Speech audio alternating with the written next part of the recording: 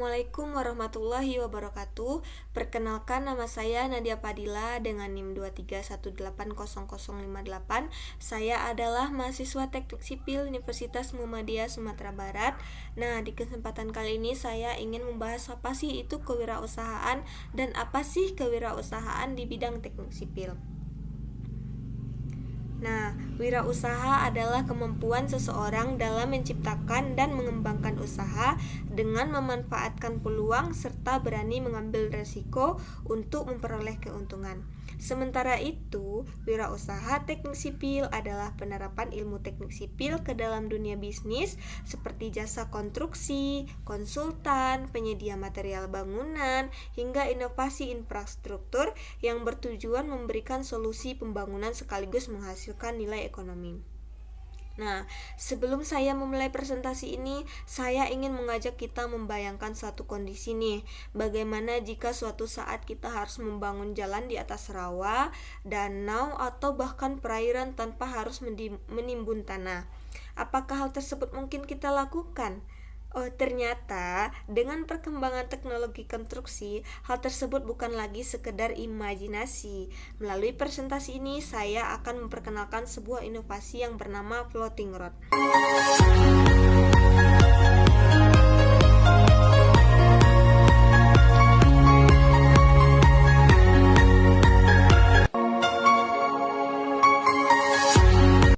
Yaitu jalan terapung, yang tidak hanya menjadi solusi infrastruktur, tetapi juga memiliki peluang bisnis yang sangat menjanjikan di bidang teknik sipil nih.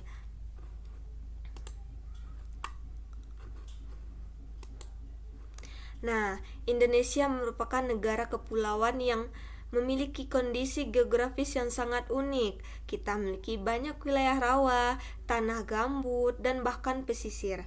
Namun, justru kondisi tersebut menjadi tantangan dalam pembangunan jalan nih. Semakin sulit kondisi tanahnya, maka semakin besar pula biaya, waktu, dan risiko yang harus ditanggung. Dari permasalahan ini muncullah pertanyaan, apakah kita harus selalu memaksakan tanah untuk menopang jalan? Atau justru mengubah cara berpikir kita dalam membangun jalan? Nah, salah satu jawabannya adalah melalui konsep floating road. Mengapa floating road diperlukan? Karena pembangunan jalan di daerah rawa tidak hanya mahal, tetapi juga memiliki risiko kerusakan yang tinggi. Tanah yang lunak menyebabkan jalan mudah mengalami penurunan, sehingga biaya perawatan menjadi semakin besar nih. Oleh sebab itu dibutuhkan teknologi yang mampu mengurangi ketergantungan terhadap kondisi tanah. Lalu, apa sih sebenarnya floating road ini? Nah, kita bisa memperhatikan pada gambar ini nih. Ini ada jalannya di atas air gitu. Jadi, secara sederhana, floating road ini adalah jalan yang tidak bertumpu pada tanah, melainkan mengapung menggunakan struktur khusus yang disebut dengan ponton. Nah, prinsipnya hampir sama seperti kapal yang mengapung di atas air. Namun, kali ini struktur tersebut dirancang untuk menopang kendaraan sehingga dapat berfungsi sebagai jalan yang aman dan stabil. Nih, dapat kita lihat pada gambar ini nih.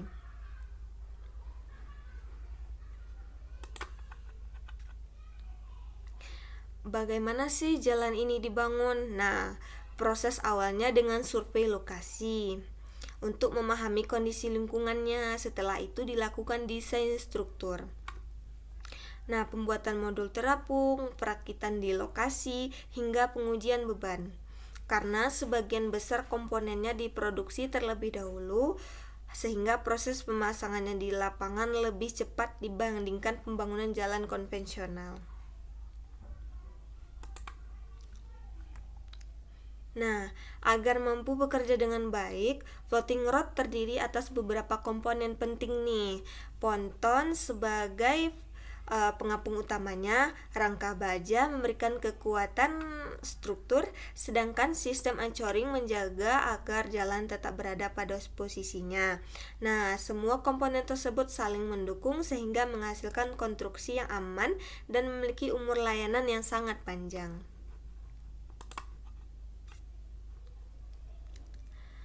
Apa saja sih keunggulan dari floating road ini? Nah, mengapa teknologi ini menarik? Nah, karena floating road ini menawarkan banyak keunggulan. Nah, pembangunannya lebih cepat, ramah lingkungan, tidak membutuhkan banyak pekerjaan tanah, serta dapat dipindahkan apabila diperlukan. Dengan kata lain, teknologi ini bukan hanya menyelesaikan masalah, tetapi juga memberikan efisiensi dalam pembangunan. Jika kita melihat dari sisi kewirausahaan, justru disinilah letak peluangnya. Indonesia masih membutuhkan banyak pembangunan infrastruktur, khususnya di wilayah rawa dan pesisir. Artinya, kebutuhan tersebut terhadap teknologi seperti floating road akan terus meningkat. Kondisi tersebut membuka peluang bisnis yang sangat besar bagi perusahaan konstruksi maupun startup di bidang teknik sipil.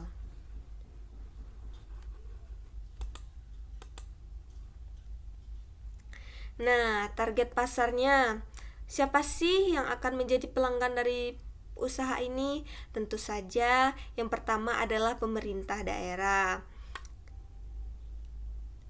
Selain itu, perusahaan tambang, kawasan industri, pengembangan perumahan, hingga pengelola wisata juga menjadi target yang berpotensial karena mereka membutuhkan akses transportasi yang efisien.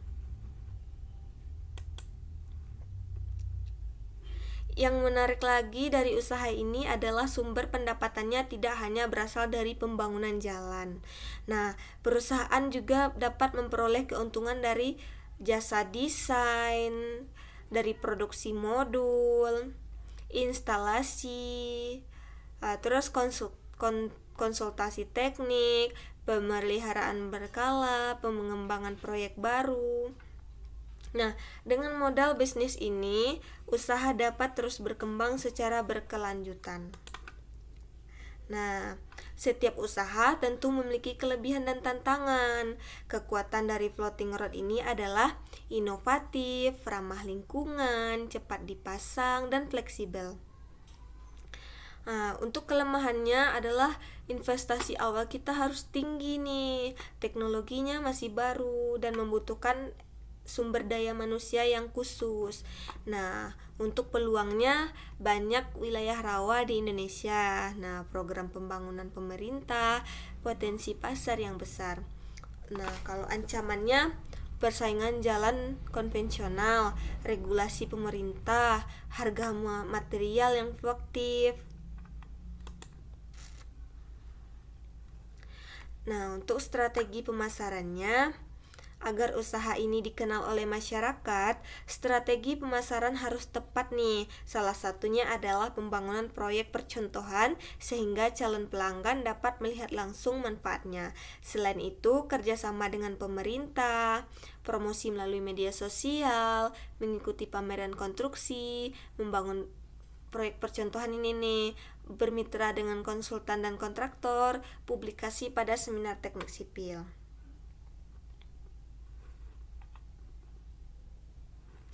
Kalau tantangan dan solusinya, tantangan tentu selalu akan ada. Namun dalam dunia kewirausahaan, tantangan bukanlah alasan untuk berhenti, melainkan kesempatan untuk berinovasi.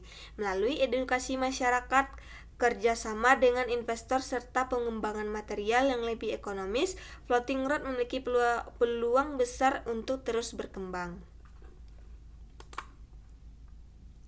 Nah, kesimpulannya, dari seluruh pembahasan tadi dapat kita simpulkan bahwa floating road bukan hanya sekedar sebuah jalan terapung. Lebih dari itu, teknologi ini merupakan bentuk inovasi yang mampu menjawab tantangan pembangunan infrastruktur sekaligus membuka peluang usaha baru di bidang teknik sipil.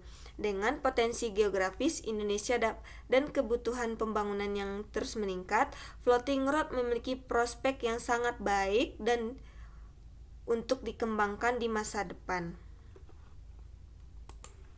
Nah, mungkin demikian presentasi yang dapat saya sampaikan. Saya percaya bahwa kemajuan infrastruktur tidak hanya ditentukan oleh beberapa besar anggaran yang dimiliki, tetapi juga keberanian kita dalam menghadirkan inovasi. Semoga gagasan floating earth ini dapat menjadi inspirasi untuk menciptakan solusi yang lebih efektif, berkelanjutan, dan bermanfaat bagi masyarakat. Wassalamualaikum warahmatullahi wabarakatuh.